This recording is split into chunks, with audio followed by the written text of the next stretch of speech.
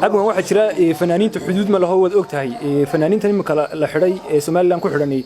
حمر بيت تجان هسه كقاذين دي محل الناس كثير سما دام فنانين تنو لو وجينا حدود لهين هذا باش اوغي هنا حمر تجان قلد قلي ودوغتي بعد سوديغا يقول ابنا حمر تجان با لغو خخري وعواي وينتاس حمر دانو فنان كاين لغو خخري شرعيga dawladda u yaala way tahoreen wati lagu xiljiray imikana way ku xidhay yadayna u taab anigu firiidana oran maayo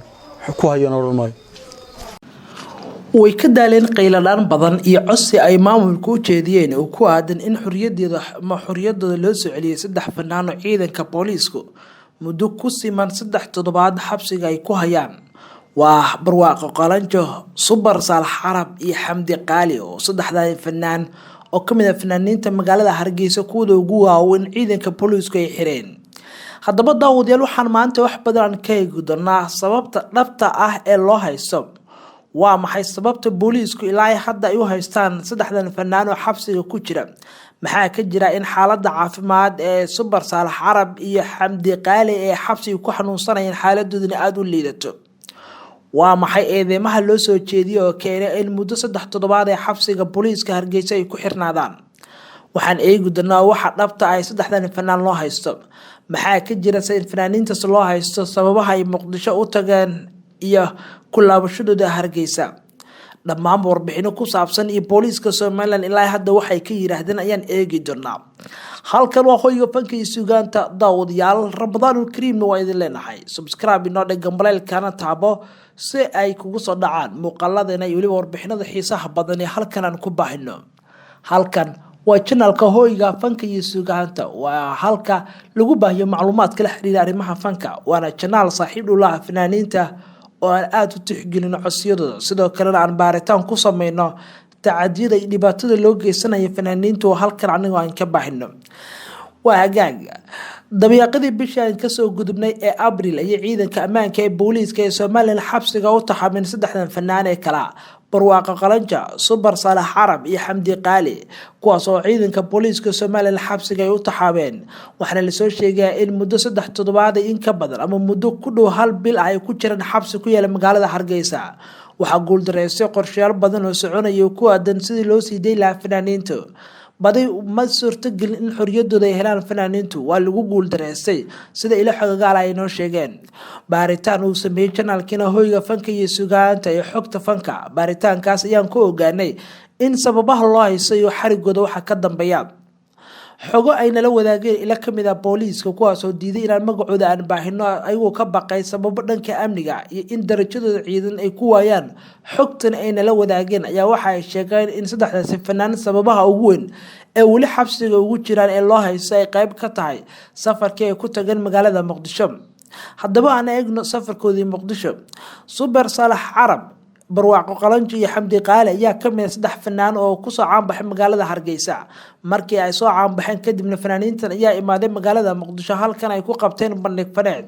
sidoo kale waxa la sheegay in fanaaniintan ay meel gaar ah ay dejisay wasiirka dhalinyarada ciyaaraha xukuumadda federaalka Soomaaliya Khadiija Maxamed Diiriye ayna dejisay hotel weyn oo ku yaala caasimadda halkaasna dawladdu ay ku biileysay waxa la sheegay fanaaniintan in loo aasaasay koox ay wasiirka dhalinyarada ciyaaraha ay aasaasay yira kooxda danan oo la doonayay in xidigahan ay kiciyaan sidoo kale waxa la sheegay wasiirka warfaafinta ee Soomaaliya Maxamed Cabdi Xayir Maareeye in saddexdan fanaan sidoo kale uu doonayay inuu ku daro liiska hubalada qaranka ee waa bari laakiin waxa la sheegay ayadu saas xaaladooda ahayd in mar un laga wareelay fanaaniintan uu ku soo laabtay magaalada Hargeysa waxa la sheegay qorshaha la doonayay in kooxo lagu daro saddexdan fanaan ee wadeen labada wasiir ee xukuumadda Soomaaliya ka tirsan ayaa dhicisay kadib markii wasiiradu ay ka mashquuleen labadan fanaan ayaa la sheegay inay ku dayacmeen magaalada Muqdisho sidoo kale waxa la sheegay dawladda federaalka ay joojisay lacagihii fanaaniintan ay siineysay ee kaga bixinaysay hoteelada ay deganayeen kadib fanaaniintan ayaa go'aansaday in maadaama magaalada Muqdisho loogu dayacay ballantiina dawladdu kaga baxday oo ay ka mashquushay inay soo aadaan dhanka magaalada Hargeysa oo asal ahaan deegaanka ay ka soo jeedeen fankooduna ka soo bilowday waxaana la sheegay markay ka digeen garoonka diyaaradaha magaalada Hargeysa in ciidanka booliiska Soomaaliland ay xabsiga u dhaadhiciyeen saddexdan fanaan walina xabsiga ay ku xiran yihiin sarkaal ka tirsan booliiska oo ka baqay in darajadiisu ku waayo xogtan uu nala wadaagay ayaa sheegay in sababaha fanaaniintan ugu weyn xabsiga ugu jiraan ay tahay safarkoodii Muqdisho ay ku tageen waxaana la sheegay in saddexda fanaanba su'aalo la weydiiyay ku saabsan duruufaha ku qasabtay in xamar ay tagaan maadaama khilaaf iyo dagaal buu ka dhaxeeyo Somaliland oo ayadu sheeganaysa inay tahay dal madax bannaan Soomaaliya inteeda kala ka go'day inkastoo ilaa hadda aysan jirin aqoonsi buuxo ay heshay maamulkaasi laakiin dowladda federaalka Soomaaliya ayaa aaminsan in Somaliland ay ka mid tahay mid ka mid ah maamul goboleedyada dalka ka jira dowladda federaalka Soomaaliya inay hoos tagto waana xudunta iyo khilaafka meesha uu ka dhaxeeyo waxaana dhicisoobay kulamo badan oo Somaliland iyo Soomaaliya ku wada hadli lahaayeen booliiska ayaa la sheegay in su'aalo ay weydiiyeen saddexdan fanaan ee Super Saalax Carab Barwaaqo Qalanji Xamdi Qaali oo ku saabsan duruufaha iyo baahiyaha ku qasabtay inay xamar tagaan waxaana la sheegay fanaaniintu ama badankood kaga falceliyeen sida xogta nala wadaageen Super Saalax Carab ayaa taliyaha booliiska markuu su'aalahaas weydiiyay kaga falceliyay anagu waxaan ahnay fanaaniin kuma shaqalaynin siyaasadna anaga qayb ka manaynin fankuna siyaasad ma galo sidaa darteeda ma jirto xeer noo diidaya ama sharci noo diidaya inaan tagno magaalada Muqdisho waan iska mid Muqdisho jigjiga bara oo iyo waliba Hargeysa ayuu yiri Saalax Carab hadalkaas ayaa la aaminsan yahay in xaaladdu ay si adkeysay fanaaniintan oo waqtiga badan xabsiga lagu sii hayay waxaa dhicisoobay kulamo badan oo abwaano waaweyn ay qayb ka hayeen ay ku doonayeen in xorriyadooda dib loo soo celiyo sidoo kale waxaa fashilmay qorshayaal badan oo la doonayay in lagu damiinto saddexdan fanaan oo xabsiga ku jira dhammaan intaas iyo booliisku waa ay diideen kooxda xidigaha geeska abwaanadooda ugu horeeya Laab Saalax Furile iyo xubno kale waaweyn oo fanka Hargeysa aad loogu qadariyo ayaa isku dayay inay damiintaan fanaaniintan oo booliisku kala hadlaan laakiin waa ay diideen booliisku waxaana sheegeen in ciqaabtooda ay marayaan maxkamad la horgeyn doono qaladka ugu weyn hadda ma eeda loo haysa ayaa waa maxaad u tagteen magaalada Muqdisho oo ah dal cadow weyn sida ila booliisku ay noo xaqiijiyeen haddaba iyadoo saas ay tahay dhanka kalena channelkiina hoyga fanka iyo suugaanta ee xogta fanka waxa uu leeyahay macluumaad ku saabsan in xaalad caafimaad xumo ay soo wajahday fanaaniintan xabsiga ku jira Super Saalax Carab ayaa la sheegay in xabsigu ku dhaxanuunsanayo qaali waa Xamdi Qaali ayaa ina qayb ka oo xaaladda aad u liidata ila xogaal ayaa sheegaya in labada fanaan familka qoyskooda ka soo jeedaan ay sheegeen in xabsiga ku booqdeen gitibna ay arkeen labadan fanaan oo aad u xanuunsanaya xanuunkaas ayaana la sheegay in booliisku laga dalbaday in xitaa qaab damiina lagu sii daayo ay suurtageli weysay booliisku inay aqbalaan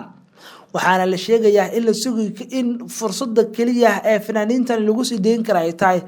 cafis madaxweyne Muuse Biixi inuu ka yimaado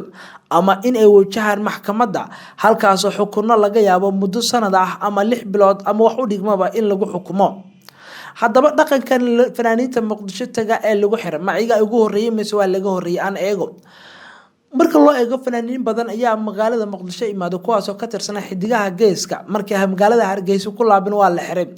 waxaa qayb ka ah Cabdiraxmaan Ciro fanaanid kale lagu magacaabo Xamdi oo ina xidigaha geeska hadda iskaga baxday iyo fanaaniin kale oo Yurub geeyo ay qayb ku jirto kuwaas oo badankood Muqdisho imaaday kadibna markii ay ku laabteen Hargeysa xabsiga loo dhaadhiciyay fanaanka Nimcaan Hilaac ayaa kamid ah fanaaniinta Hargeysa ka soo tagay laakiin Muqdisho markuu yimaadana kadib uu go'aansaday inuusan Hargeysa ku laaban oo waxa uu dareensanaa in xabsiga la geeyo sidaa darteed waxa uu ka dorbiday in Hargeysa ku laabto wuxuuna ka mid noqday hobalada qaranka ee Waabari gaar ahaan xubnaha mas'uuliyiinta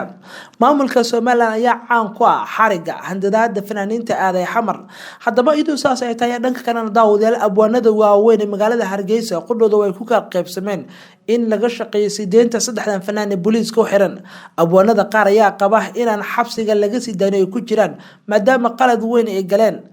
abwaandaha gaas oo kamid ah abwaanada waaweyn ee magaalada Hargeysa laga yaqaan ayaa channelkiina hoyga fanka suugaanta u sheegay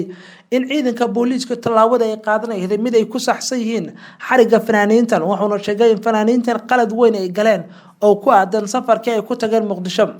waxa abwaandaha gaas inoo sheegay in qalad weyn ay ahayd in la tago Muqdisho maamulku uusan ogoleen iyadoo ay jireen sharciyo gaar ah hore loo soo saaray abwaan daaha gaas waxa uu sheegay in cashir badan ay ka barteen xariga fanaaniin badan oo xidigaha geeska oo muqdisho tagay kuwaas oo ugu dambeynna la cafiyay laakiin waxa uu yiri abwaanku suurtagal maahan in maalin walba fanaan inuu xamar uu tago la xiro annagana aan u qaylino waa kan daawadayaal abwaan daaha gaas oo arintaas ka hadlaya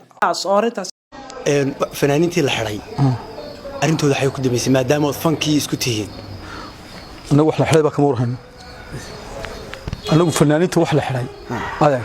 kama warhayno fanaanka la xiray waa tibuuq bixi jiray maxaa loo maqlay carabi iyo waxa leedahay lama xirin baro qalan jaarintaas waxa kuma jiraan badan war allaale waxa nadar xog haya ma jirto abwan waxa jira fanaaniinta xuduud ma laho wad ogtahay fanaaniinta imika la xiray Soomaaliland ku xidhanay